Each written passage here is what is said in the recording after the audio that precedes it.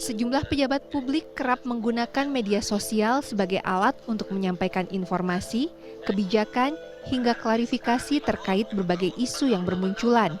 Seperti dilakukan oleh Gubernur Jawa Barat Deddy Mulyadi, yang seringkali memanfaatkan media sosial untuk menanggapi bermacam permasalahan. Terbaru, ia menanggapi kasus intimidasi yang dilakukan keluarga kepala desa di Garut kepada warganya.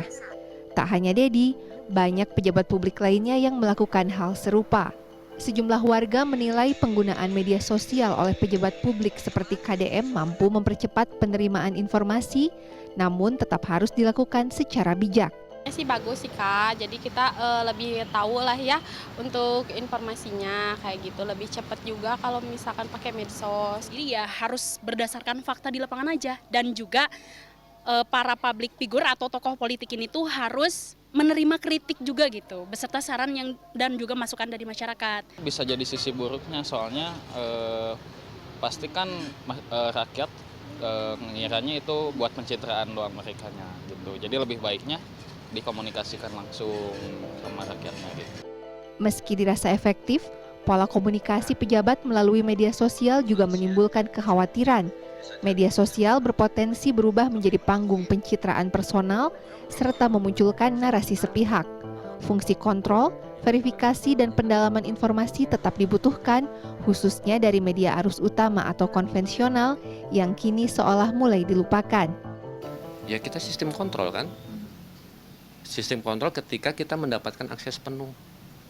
Kita bisa cover both side, kita bisa wawancara melibatkan pihak yang langsung terlibat atau pihak yang langsung dijadikan sebagai pokok masalah gitu. Jangan sampai media-media arus utama itu hanya digunakan ketika akan pemilihan lagi. Rata-rata begitu. Awal-awal tidak mendekati media mainstream, mendekati masa pemilihan, mainstream dirangkul lagi, akademisi dirangkul lagi untuk membangun konsep. Guru Besar Fakultas Dakwah dan Komunikasi UIN SGD Bandung, Fahru Roji mengatakan, penggunaan media sosial sebagai sarana komunikasi pejabat memiliki sisi positif dan negatif. Di satu sisi, media sosial bisa mengurangi jarak antara pejabat dan rakyat, serta mempercepat penyampaian informasi. Di sisi lain, penggunaan media sosial bisa meleburkan batas profesionalitas dari si pejabat itu sendiri.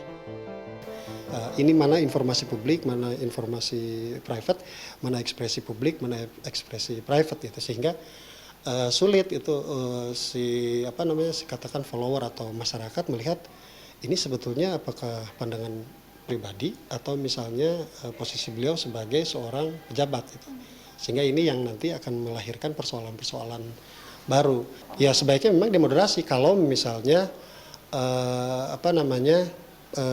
untuk pejabat publik. Karena bagaimanapun kalau jadi pejabat publik, ya dia sudah terikat dengan berbagai macam norma, etika komunikasinya berbeda gitu. Karena ya dengan posisi sebagai figur lah gitu ya. Jadi tidak bisa sembarangan gitu. Karena itu akan jadi role model atau mungkin juga akan dianggap sebagai sebagai rencana misalnya atau proyeksi pembangunan dan seterusnya. Ia menambahkan konsekuensi lain yang harus dihadapi diantaranya adalah penyalahgunaan konten serta munculnya hoax. Pejabat publik pun diharapkan bisa lebih bijak, khususnya saat menghadapi kritikan yang mungkin datang dari media sosial.